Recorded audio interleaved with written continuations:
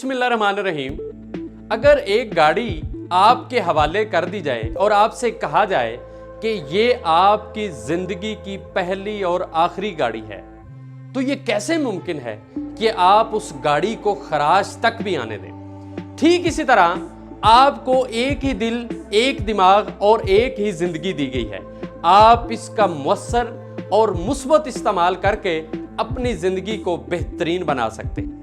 میں ہوں شاہد عمران اور آپ دیکھ رہے ہیں نو یور سیلف۔ خواتین و حضرات، آپ میں ایک ایسی خوبی ضرور ہے جس کی اس دنیا کو اشد ضرورت ہے۔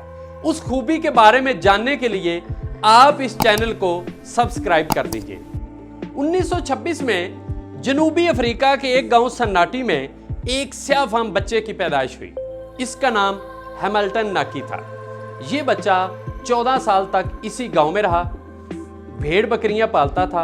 وہ بکریوں کو پہاڑوں پر لے جاتا اور ان کے لیے چارے کا اہتمام کرتا۔ 14 سال کے بعد اس بچے نے کیپ ٹاؤن شہر کا رخ کیا۔ یونیورسٹی آف کیپ ٹاؤن ان دنوں زیر تعمیر تھی۔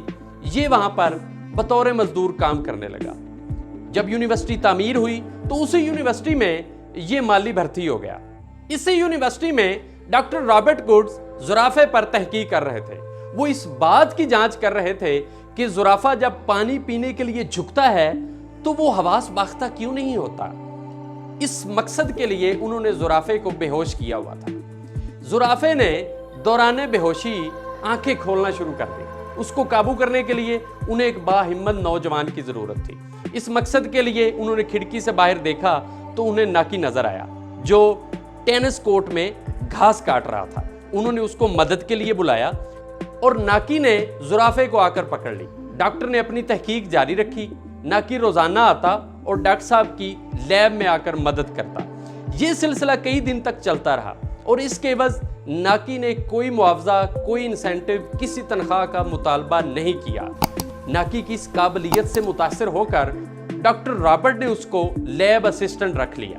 لیب میں روزانہ بے شمار آپریشن ہوتے اور ناکی ان آپریشنز کا حصہ ہوتا۔ وہ ڈیلی اپنے گھر سے یونیورسٹی تک پیدل 14 کلومیٹر سفر کرتا، پہلے مالی کی ڈیوٹی کرتا اور بعد میں لیب کا کام کرتا۔ وقت کے ساتھ ساتھ ناکی آپریشن کے پروسیجر کو سمجھنے لگا اور دیکھتے ہی دیکھتے وہ ایڈیشنل سرجن بن گیا۔ 1967 میں ڈاکٹر کرسچن بانڈل نے پوری دنیا میں دل کا پہلا کامیاب آپریشن کیا۔ ناکی اس آپریشن کا حصہ تھا۔ اس آپریشن نے ناکی کی شہرت کو 4 چاند لگا دیے۔ وہ یونیورسٹی میں بہترین پہچان بنا چکا تھا اور ناکی اپنی قابلیت اور اپنی خوبی پہچان چکا تھا کہ اس کو سوچنے اور سمجھنے کی صلاحیت سے اللہ نے کس قدر نواز رکھا ہے۔ ناکی کی صلاحیت اس وقت کھل کر سامنے آئی جب اس نے 1970 میں جگر کے آپریشن کے دوران ایک ایسی شریان کی نشاندہی کر دی جس کے بعد جگر کا آپریشن آسان ہو گیا۔ اخبارات، ٹیلی ویژن اور ریڈیو ناکی کی خبروں سے بھر گئے۔ وہ میڈیکل سائنس کی اصلاحات سے ناواقف تھا لیکن پریکٹیکل میں اس کا کوئی ثانی نہیں تھا۔ ناکی کے اس کارنامے نے میڈیکل سائنس کے بڑے بڑے دماغوں کو ہلا کر رکھ دیا۔ وہ خبروں کی زینت بن چکا تھا۔ ہیملٹن ناکی 50 برس تک یونیورسٹی میں رہا۔ یونیورسٹی نے اسے 6 مختلف اعزازات سے نوازا۔ اسے اعزازی طور پر PhD کی ڈگری دی گئی۔ اس کے نام سے منسوب ایک آڈیٹوریم ہال تعمیر کیا گیا۔ ہیملٹن ناکی نے 2005 میں وفات پائی۔ ہارٹ اٹیک سے اس کی موت واقع ہوئی اور اس کی قبر بھی یونیورسٹی میں ہی بنائی گئی۔ لیکن یونیورسٹی کے سارے سرجنز کے لیے یہ قانون بنا دیا گیا کہ جو بھی یونیورسٹی سے ڈگری لے کر فارغ ہوگا وہ ہیملٹن ناکی کی قبر پر پھول ضرور چڑھائے گا۔ اگر آپ کے پاس ڈگریاں اور تعلیم نہیں ہے تو آپ اس سیاہ فام انسان کی زندگی کو دیکھ لیجیے جس نے کبھی بھی اپنی تعلیم کو کمزوری نہیں بننے دیا۔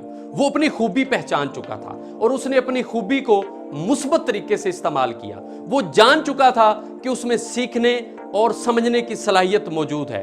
حضور والا یاد رکھیں، اگر آپ پانی سے نہائیں گے تو آپ صرف کپڑے بدلیں گے، لیکن جس دن آپ پسینے میں نہا گئے آپ یہ دنیا بدل دیں گے۔ اگر ویڈیو آپ کو اچھی لگی ہے تو دوستوں سے ضرور شیئر کیجیے گا۔